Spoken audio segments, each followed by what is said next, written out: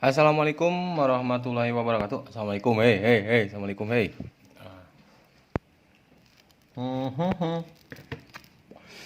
Selamat pagi semuanya. Alhamdulillah pagi-pagi ini saya ada servisan. Ya, kenapa alhamdulillah? Karena kerugian orang lain adalah kebahagiaan kami tukang servis tentunya ya. Pagi-pagi ada servisan handphone jatuh. Redmi Infinix Hot 8 Play. Infinix Hot 8. Ini ada Infinix Hot 8 pecah LCD. Jadi ini masih orsinil banget. Kelihatan kotor banget nih handphone. Oke, saya mau kasih tunjukin tutorial cara ganti LCD untuk Infinix Hot 8 ini. Untuk Infinix Hot 8 ini lumayan sih sebenarnya. Sekarang langsung aja kita buka. Pertama kali adalah slot SIM card. Kita lepaskan slot SIM card. Semuanya kita pisahkan. Setelah slot SIM card terlepas, baru kita lepas. Nah, kita congkel dari bagian charger. Dia begini kan, dia rapet nih. Buat kita punya celah, kita buka, tarik ke bawah sedikit pakai kuku congkel begini. Udah begitu. Nah, kita masukin kuku ke sini. Kita trek-tekin supaya lepas kuncinya. Oke. Nah, setelah lepas trek-tek begini, kelihatan celahnya. Bagian untuk fingerprint ini kita tahan. Nah, kita tahan, lalu angkat back doornya. Oke, terbuka dan fingerprint aman. Kalau nggak ditahan, biasanya kalau fingerprintnya nempel banget, terus kita tarik paksa, biasanya ya untungnya sih kalau misalkan copot dari konektor. Tapi sialnya kalau misalkan dia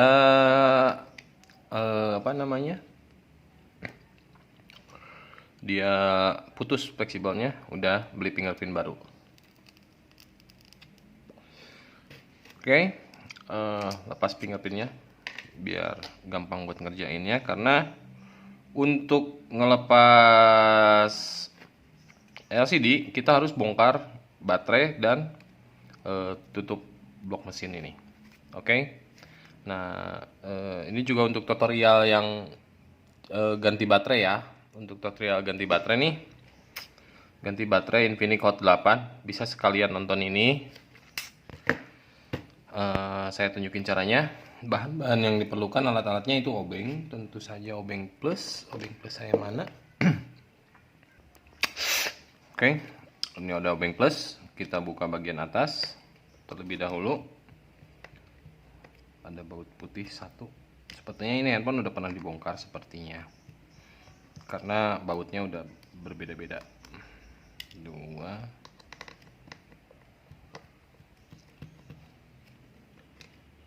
3, 4, dan handphone udah nggak ada segelnya. Itu biasanya menandakan handphone udah pernah dibongkar. 5, 6, 7 baut sudah terlepas. Sekarang kita buka blok slot kamera terlepas sendiri. Oke. Untuk bagian kamera hati-hati, jangan disentuh-sentuh ya, jangan diusap-usap. Untuk bagian kamera biar nanti kameranya tidak kotor atau hasil kamera kalian tidak kusam atau ada bayangannya kayak gitu.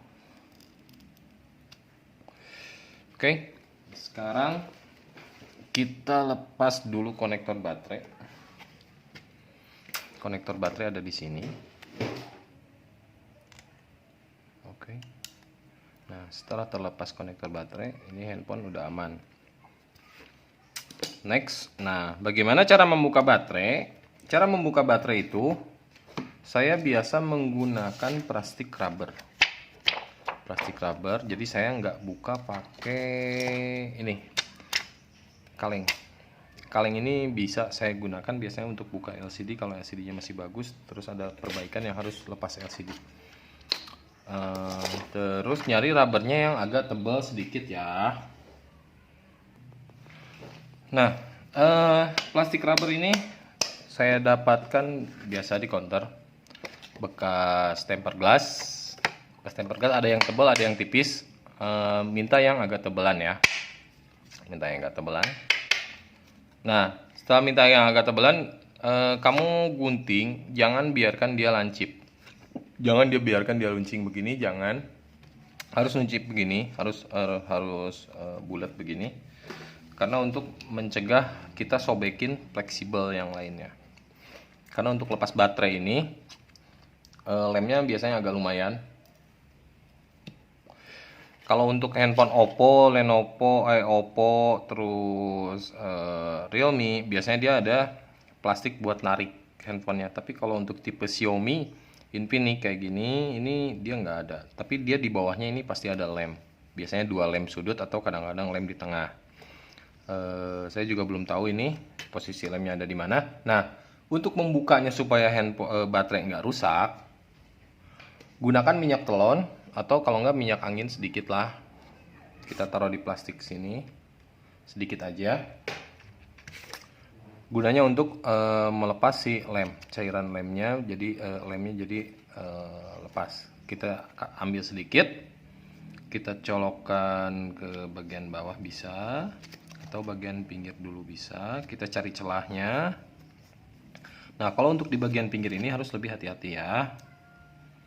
Sebaiknya ini saya ambil dari bawah. Dari bawah, saya coba masukin. Nggak masuk juga. Wih, hese, wih. Ini udah ada yang melengkung. Saya coba dari sini deh.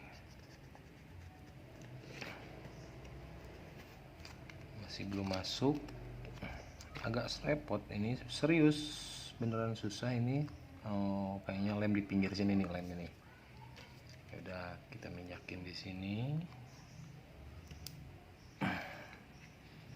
kita dorong sedikit demi sedikit, pakai minyak lagi. Kalau yang keras tuh begini, kalau kadang ada yang langsung bisa, ada, tapi hati-hati ya. Nah, alhamdulillah udah masuk, itu berarti lemnya udah kebuka sedikit demi sedikit.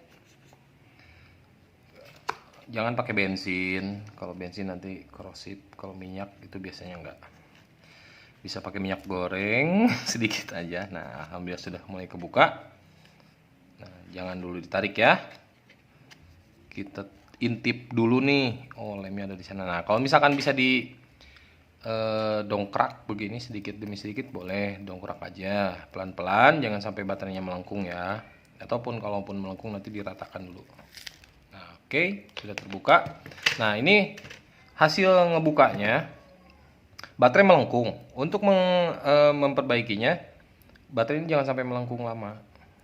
Nah, kita luruskan, kita taruh di keramik atau di tempat yang benar-benar datar, lalu kita gencet pakai tangan aja, ditekan-tekan begini biar dia rata lagi. Kalau misalkan kejadian baterainya melengkung banget, itu harus rata lagi baterainya. Pertama, dia kalau rata lagi dia nggak akan rusak litiumnya.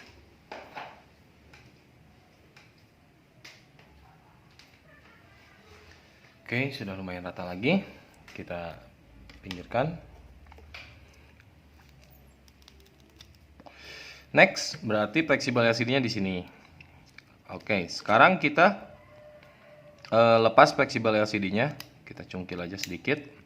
Kita lepaskan fleksibelnya. Jangan diputusin ya. Diputusin itu sakit. Alah, bucin aja. Oke, next. Kalau misalkan yang nggak punya ini, yang nggak punya kaleng buat buka ini, yang tipis ini, kita juga masih bisa pakai ini. Jadi saya nggak akan contohin pakai ini untuk yang nggak punya. Kalau yang punya, ini udah enak banget. Tinggal karena LCD-nya pecah, tinggal masukin ke sela ini. Ya, diperhatikan mana sela yang antara LCD, kaca LCD sama frame. Nah, bisa masuk. Nah, untuk yang LCD-nya masih bagus, jangan jangan Iya, saya tutorial dulu buat pasang kembali baterainya ya. Pasang dulu baterai deh. Soalnya biar yang sekalian ini. Nah, untuk yang ganti baterai, untuk yang tutorial pada ganti baterai nih, anggap aja ini baterai baru ya. Anggap aja ini baterai baru. Kita hanya tinggal pasang begini. Pasang begini. Pasang lagi konektor baterainya. Pasang lagi konektor baterainya, digoyang-goyang, dipasin dulu, digoyang-goyang sedikit. Kalau dia udah nggak goyang ke kiri ke kanan, nggak bergeser, atas bawah nggak bergeser, baru boleh ditekan sedikit demi sedikit, pelan-pelan aja maksudnya. Nah, sampai dia keluar suara truk, nah berarti itu udah pas. Oke, selesai di situ untuk yang ganti konektor baterai, ganti baterai, tinggal dipasang kembali, tutup mesin, tutup kamera, pasang baut semuanya. Udah selesai, tinggal dipasang lagi backdoor sama fingerprintnya, jangan lupa dipasang juga ya. Oke, cukup buat yang nonton buat ganti baterai Infinix Hot 8 ini. Cukup segitu, udah selesai, dia tinggal tutup lagi. Oke, sekarang saya lepas lagi dulu aja. Sekarang saya lanjut untuk tutorial ganti LCD. Nah, saya udah lepas lagi konektornya. Oke, kita lanjut cari celah buat masukin frame kaleng ini LCD karena lemnya masih lumayan. Boleh dibantu pakai minyak telon tadi sedikit aja. Nah, kita cari celah di mana dia bisa masuk. Oke, agak sulit pakai yang tebal ini, boleh pakai yang tipis. Jadi nanti mintanya 2 biji aja. Minta yang bekas yang agak tipis, minta juga yang bekas yang agak tebal. Harus pelan-pelan biar nggak patah frame-nya. Oke, udah ada selah. Nah, sedikit emang lebih sulit kalau pakai plastik rubber, ini lebih sulit buat buka LCD. Nah, tapi masih bisa masuk. Oke, ini contohnya udah masuk. Kalau udah masuk, didorong sedikit ke dalam. Kalau LCD-nya pecah sih gampang aja, maksudnya asal-asalan dorong juga lepas. Nah, kayak gini, nggak harus terlalu waspada. Kalau yang LCD-nya masih mulus tapi mau dibersihkan bekas air atau apa, ini harus benar-benar waspada buat masukin. Diusahain punya ini deh. Kalau buat yang LCD-nya masih mulus, handphonenya kena air dan di dalam LCD masih ada air, itu harus pakai beginian buat buka supaya nggak pecah si LCD-nya. Kalau pakai ini kadang-kadang pecah.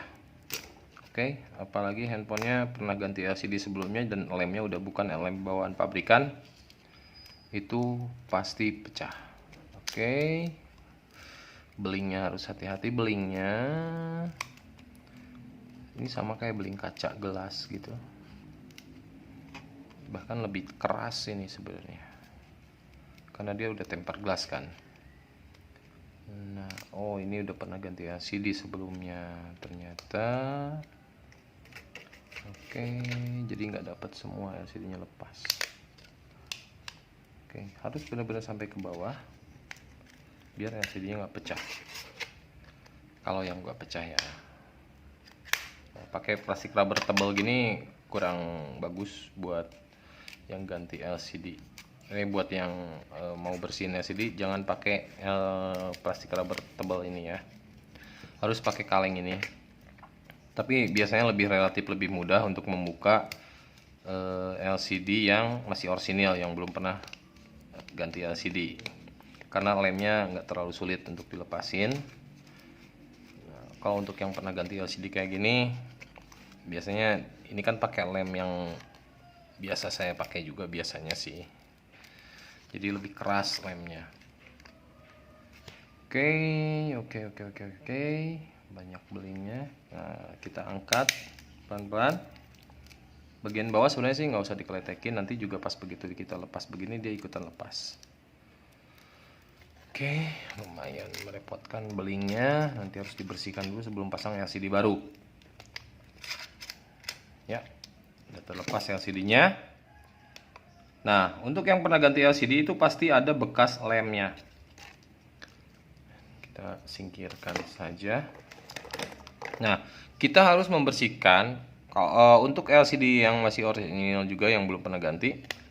Jangan lupa sebelum pasang LCD baru, kita harus bersihkan benar-benar bersih si list pinggir ini dari lem. Bersihkan pakai pinset juga boleh, dicokek-cokelin sambil didorong kayak begini biar lem karetnya lepas semua, jadi benar-benar bersih, baru boleh pasang lem yang baru. Oke, saya skip videonya, saya bersihkan dulu sementara ya. Oke, semuanya agak lumayan lama tadi saya bersihinnya karena ternyata di tengah ini ada lem juga, terus di frame sini, pinggiran sini juga banyak lemnya karena si tukang masang LCD-nya juga yang kemarin sebelumnya mungkin kebanyakan lemnya. Dan emang sih kadang emang terjadi seperti itu. Saya juga sama kadang ketika kita pasang lem di sini tuh kadang terlalu banyak, emang nggak bisa dipastiin kan. Kadang sulit juga buat nakernya. Nah, kayak karet, lem karet di pinggir ini tuh harus dibersihkan, disasak. Saya biasa pakai obeng minus, cuman yang saya tajemin ujungnya biar nggak matahin, terus biar langsung bersih juga karetnya. Nah, masih ada nih kayak lem-lem di sudut begini tuh biasanya lebih banyak saya kasih lem supaya si LCD tetap diem gitu, supaya LCD merekat dengan sempurna, biasanya begitu. Cuman efeknya ya buat nanti ngebersihin agak lumayan repot biasanya, kayak gini, kayak sekarang ini. Nah, untuk kamera nanti tolong dibersihkan pakai cotton bud aja. Pakai cotton bud untuk kameranya. Kalau pakai tisu ya juga bisa aja pakai tisu. Yang harus dipastikan sebelum memasang LCD baru adalah ini benar-benar bersih. Benar-benar bersih supaya si lem yang baru dia nempel sempurna di frame dan di LCD juga.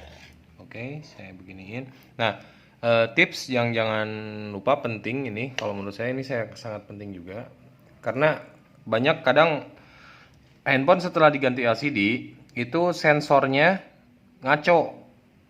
Jadi si LCD itu kalau orang telepon kadang sensor terhalangi, jadi buat otomatis layar mati gitu kan. Ketika ketika handphone nempel di pipi, kalau kita melakukan panggilan, layar kan biasanya otomatis mati. Nah, ini kadang terganggu karena sensor ini tertutup sama lem. Jadi bagian sini nanti jangan dilem, bagian sini juga jangan dilem. Pokoknya bagian atas nih, seblok ini setengah begini itu jangan dilem. Jangan dikasih lem.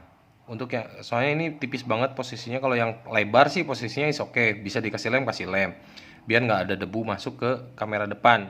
Karena sering kejadian setelah handphone diganti LCD, itu kamera depan lama kelamaan menjadi buram hasilnya karena debu masuk di frame ini.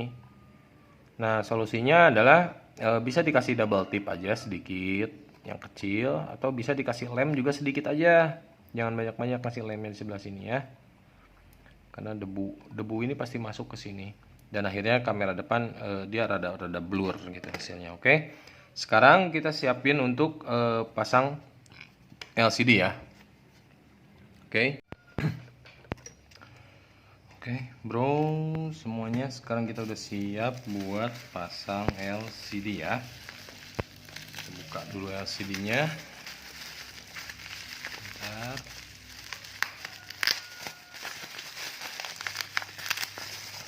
Untuk Anda semua yang membeli secara online, saya sarankan sebelum membuka paket LCD yang dari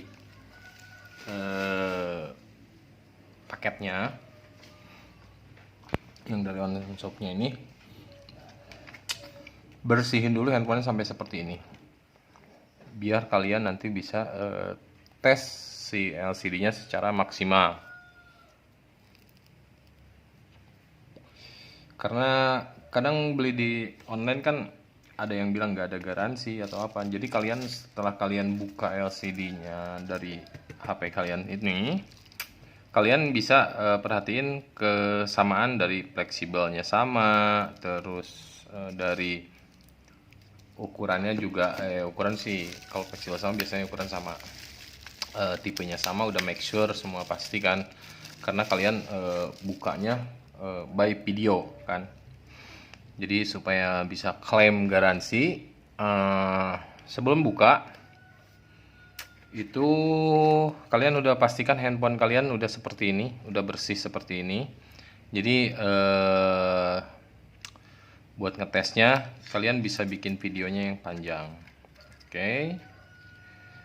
Durasi kalian juga jadi lebih cepat dan untuk klaimnya bisa lebih mudah. Nah, kita saya kasih lihat dulu. Pelan. Ini mau tes dulu ya.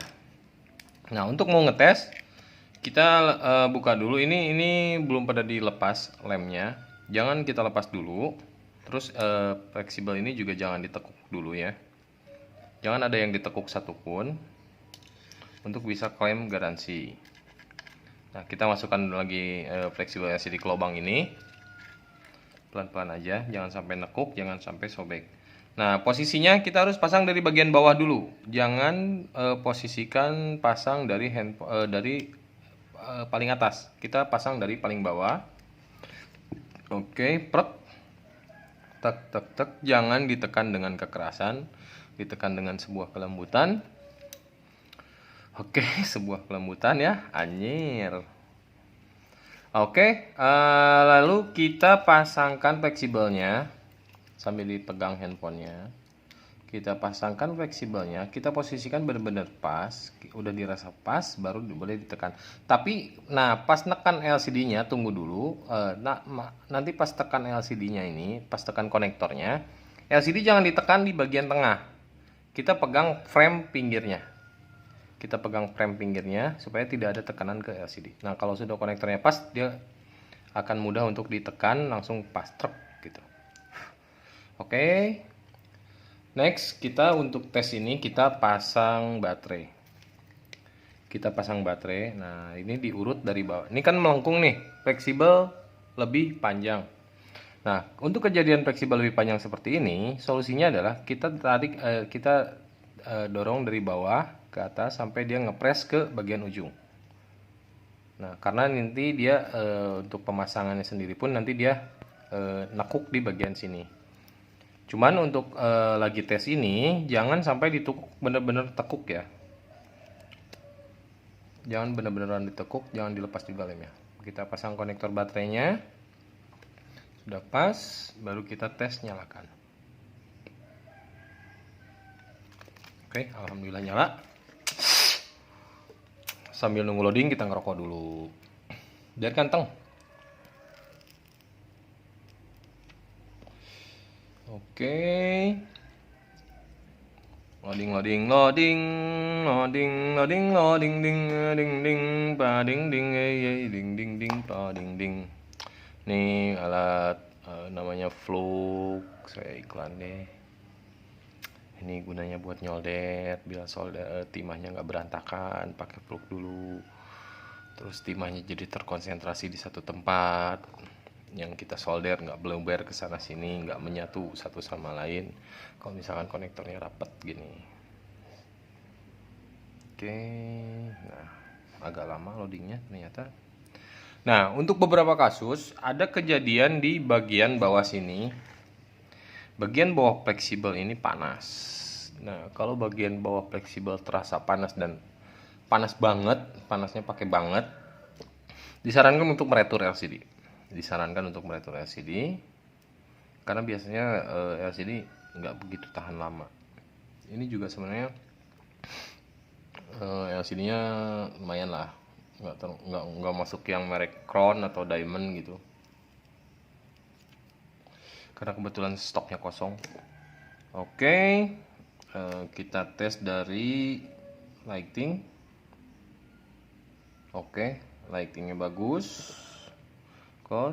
Kita coba tes ke kode ini, bintang pagar 899 pagar. Nggak bisa. Jadi kita tesnya by SMS aja biar cepat. untuk ngetes itu yang paling efektif adalah ngetik SMS. Nah, kayak gini. Kita hapus dulu ini. Oke, 1 2 3 4 5 6 7 8 9 0. Semuanya dites per keyboard, karena kalau misalkan keyboardnya nggak presisi dia nggak akan jalan. Kalau misalkan ada masalah touchscreen dia nggak akan jalan. Ini untuk mengecek dia presisi. Kalau presisi di bagian keyboard ini udah 90% lah, bagus. Kita tes, geser di atas bawah, atas bawah, atas bawah, geser sampai ke bawah gini, dia jalan apa enggak. Oke, semuanya sudah jalan. Oke, untuk setelah jalan begini, LCD bagus, dipastikan bagus, nyala normal. Oke, kita lepas kembali, kita persiapkan untuk dilem. Kita cokel, kita lepas dulu si LCD-nya. Kita lepas dulu LCD-nya. Nah, sebelum kita lakukan pengeleman, sebaiknya karena LCD udah dipastikan bagus, sebaiknya kita lepas dulu ini yang plastik biru ini. Kenapa dilepas? Karena ini ngaruh tebalnya. Ketebalannya berpengaruh untuk ketinggian LCD di frame handphone. Oke, kita lepas plastik birunya. Oke, segelnya saya buka perlahan saja. Oke, jangan ada tekanan, jangan ada tekukan sama sekali. Tolong diperhatikan ya.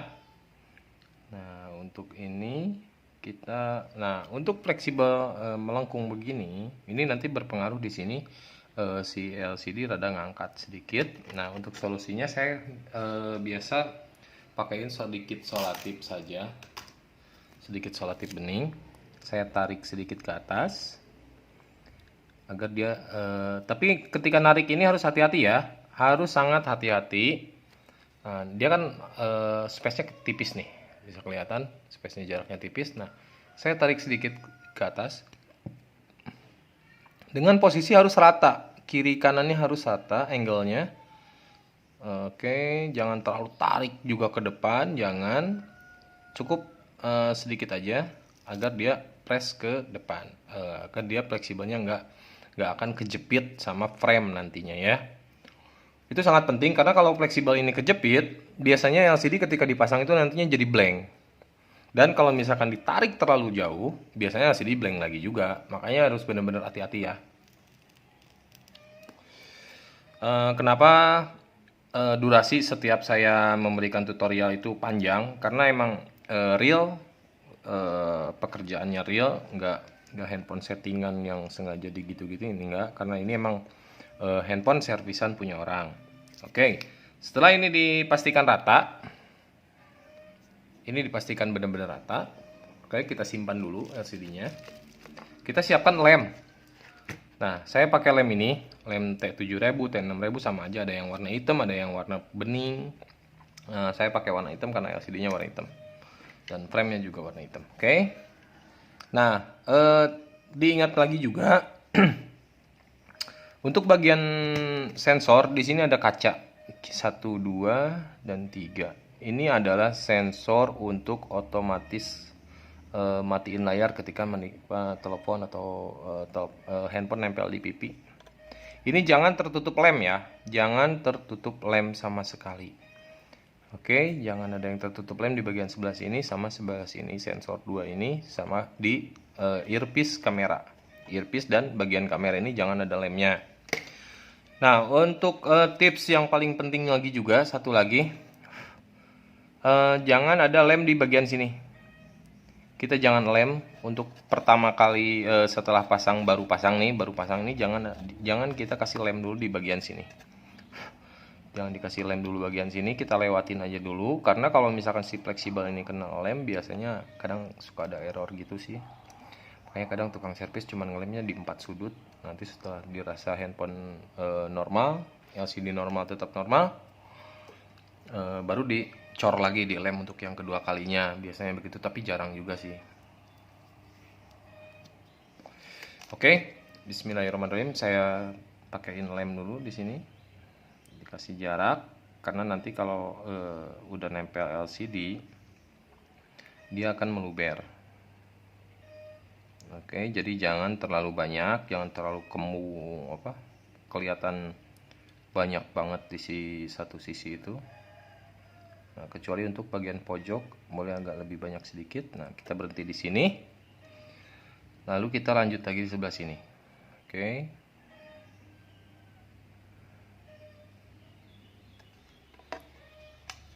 Kita lanjut lagi di sekelilingnya. Kita kasih lem.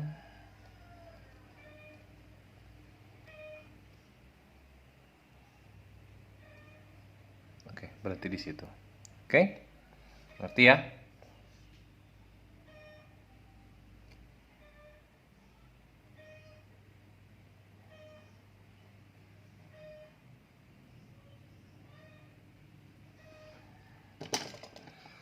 Oke, setelah ini baru kita masukkan fleksibelnya. Kita masukkan fleksibelnya perlahan. Kita masukkan ke sini, ke lubang sini. Masukin, hati-hati. Tadi masukin. Kita press bagian bawah. Kita posisikan bagian bawah, pasin dulu bagian bawahnya. Baru kita lepasin. Nah, saya pegang seperti ini ya. Udah pas bagian bawah, baru kita lepasin. Oke. Lalu ditekan sedikit saja. Ditekan-tekan sedikit aja, jangan ditekan banget. Ditekan pinggir-pinggirnya juga jangan banyak-banyak. Jangan terlalu tekan.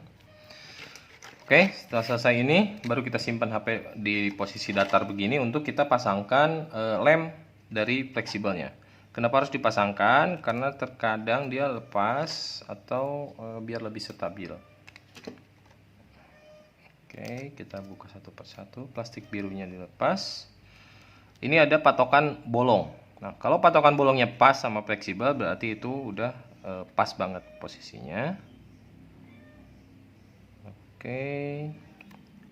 Ini juga begini, tapi kadang ada yang meleset sih, sedikit nggak masalah. Oke, nah ini kan lebih nih. Nah, untuk kelebihan seperti ini, biasanya saya sih nggak langsung tempel. Biasanya saya pasang dulu konektornya.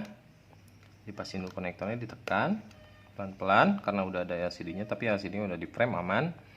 Nah, baru kita selisir dari bawah untuk biar si fleksibelnya nekuk di bagian mesin. Nah, seperti ini hasilnya. Set. Nah, ditekan lagi ke bawah supaya si konektor tetap nempel dengan sempurna. Oke. Setelah ini baru kita langsung pasang baterai. Kita tempel lagi konektornya, pasang konektornya dengan pas. Hati-hati kalau udah pas baru dia bisa ditekan dengan pelan-pelan. Oke, truk. Sip, langsung cepat. Ini harus agak cepat ya. Kita pasang beberapa baut slot kamera. Jadi kamera ada karetnya yang mana ya? Yang bawah kayaknya. Oh, bukan. Oh, yang atas. Kita pasang karetnya karena tadi karet cover kameranya lepas. Kita pasang lagi. Oh, enggak kebalik. Yang ada sudutnya yang ada sisi di sebelah kiri. Oke, yang ada sudut karetnya sebelah kiri. Oke, kita pasangkan. Ya, dudukan kamera sudah terpasang. Ini nanti fingerprint belakangan. Terus kita lebih agak buru-buru ya buat pasangnya karena biar lemnya ini benar-benar sebelum lemnya benar-benar kering. Jadi kita pas buat ngepres sama ininya lemnya belum terlalu kering. Jadi kita masih goyang-goyang, bisa goyang-goyang kalau misalkan ada yang nggak pas. Oke.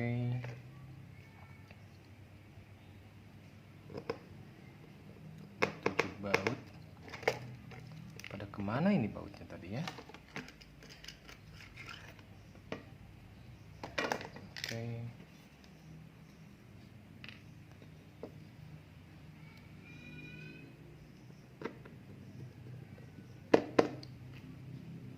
Kita pasang semua bautnya kembali.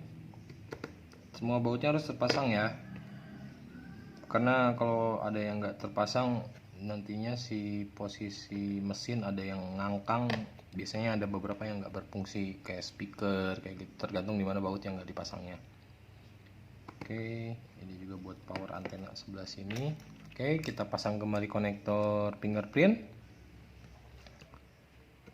Oke, posisinya udah pas. Selesai. Untuk pemasangan backdoor, diutamakan yang pertama kali kita pasangkan adalah di sisi yang ada power on off dan volume. Sisi yang sebelah sini kita utamakan, kita lebih dulu masukkan, karena untuk menjaga si tombol on off-nya lepas atau jatuh. Nah, udah pasang begini, truk pelan-pelan ditekannya ya, jangan pakai kekuatan kuli, dipakai kelembutan karena dia nggak terlalu keras banget. Oke, udah nempel dengan sempurna. Kita masukkan SIM cardnya lagi.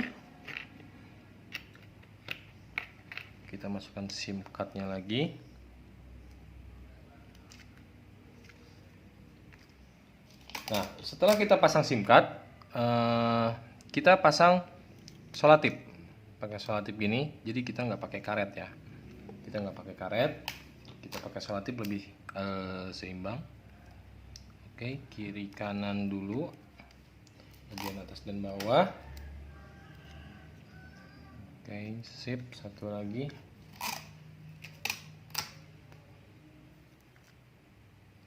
Agak ditarik sedikit supaya dia lebih ngepres ke bawah. Atasnya, kiri kanan atas bawah. Oke, ini juga bagian sini juga, lalu terakhir bagian tengah. Kenapa harus pakai solatip? Karena biasanya LCD akan sedikit ngangkang kalau kita nggak press. Nah, ngepres yang paling stabil adalah pakai solatip ini. Jadi dia beneran diem terus rata. Jadi juga kelihatan mana yang bagiannya masih melengkung atau enggak. Nanti bisa dipres dengan ini. Kita coba nyalakan. Bismillahirrahmanirrahim. Oke, nyala. Alhamdulillah. Cukup sampai di sini tutorialnya. Semoga bermanfaat buat Anda semua yang butuh tutorial cara pasang LCD ini. Semoga bermanfaat buat kita semua, buat saya juga. Semoga semakin berkah semuanya, dan ingat semuanya dilakukan harus tetap dengan ketelitian, kejelian, dan kesabaran. Juga nggak perlu pakai power yang gede-gede banget, nggak. Semuanya perlu itu kelembutan kayak gitulah. Terus segala ini merupakan tanggung jawab masing-masing ya.